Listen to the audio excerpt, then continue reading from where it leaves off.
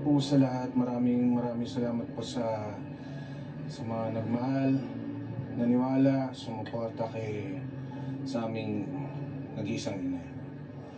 Marami siyang natulungan, marami siyang minahal.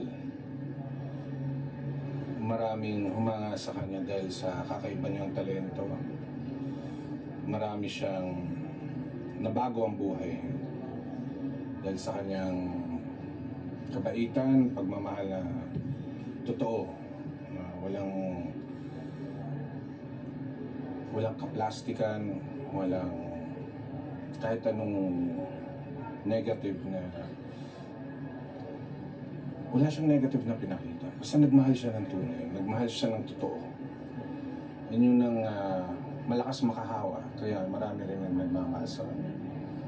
Gusto lang namin magpasalamat, and syempre hindi po natin maiiwasan ng mga pangyayari sa buhay. May mga plano ang Diyos, may mga magaganda pa siyang plano na hindi natin alam, na kailangan natin maniwala at manampalataya sa Kanya. And sa aming pamilya, on behalf of my siblings, my family, my children, and my wife, maraming salamat po sa inyong lahat. Sa mga nandito na, sa may planong pumunta dito at hindi makapunta, basta alam po namin nandyan po kayo, sumusuporta na. Yes, ito galing po sa aming puso. I-generalize ko na lang po for social media purposes and para po sa ating lahat.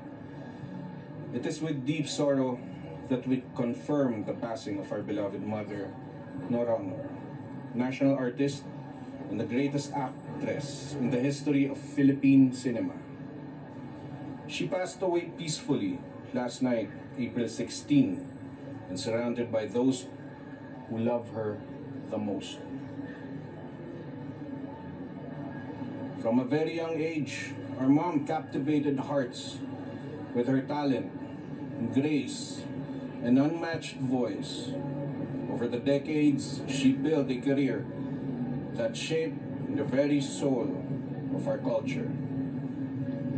Through song, through screen, and through every role she brought life with brilliance. Her contributions to the arts are immeasurable, and her legacy will live on in every performance, every melody, and every person she inspired. We are profoundly grateful to everyone who has reached out with love, prayers, and condolences. Your messages are a powerful testament to how deeply she was cherished. Not just by us, but an entire nation. Thank you for honoring her life, her work, and the lasting mark she leaves behind. With love and heartfelt thanks from us, her children, her family, her friends. And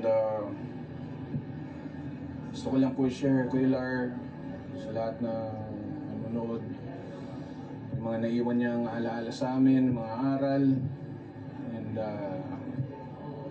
hindi mamamatay yun. Habang buhay namin, dadalhin yun, mga aral na binigay niya sa amin, nakakarating sa mga anak namin, sa mga apo namin. Ang mga aral na yun ay walang iba kundi maniwala sa Panginoon. Kumapit lang sa Kanya, kahit anumang pagsubok dumating sa buhay. Kailangan lang natin maging matatag para sa mga mahal natin sa buhay.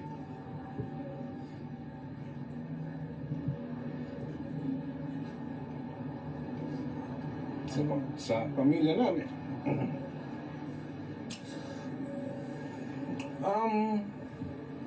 Ang mami namin, grabe magmahal yan eh. Alam natin yan. grabe siya magbigay. Unahin niya mga ibang tao bago ang sarili niya. Hinayaan niyang maging inspirasyon sa karamihan yung ginagawa niyang pagkakanta, paggagawa ng pelikula. Ginusto niya yung gawin dahil gusto niya iparating sa mga tao na ang tao rin ang nagbibigay ng lakas sa kanya, na ang tao rin ang nagbibigay ng pagmamahal sa kanya.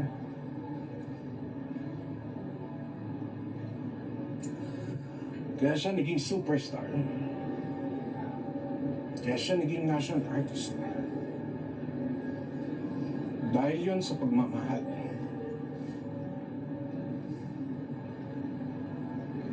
Dahil yun sa binigay na biyaya ng Panginoon, paniniwala kay Jesus Cristo.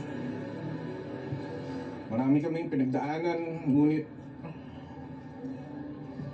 naging matatag kami dahil nakita namin naging matatag siya. Hindi lang para sa sarili niya, kundi para sa amin.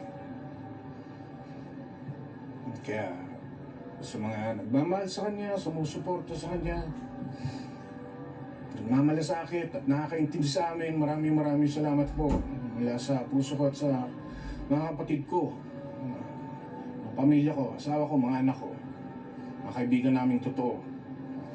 Nakita namin yung buhay niya. Nakita natin lahat kung paano siya namuhay sa harapan ng masa, ng media,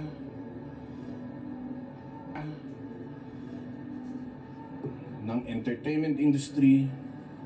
Nakita rin namin siya kung paano siya namuhay sa amin, sa pamilya niya, sa personal. Marami kami natutunan. Kaya kami napaka-swerte namin, napaka-bless namin dahil nagkaroon kami ng isang Nora Honor, Nora Cabaltera bilang mayor, bilang ina. Thank you. Maraming salamat.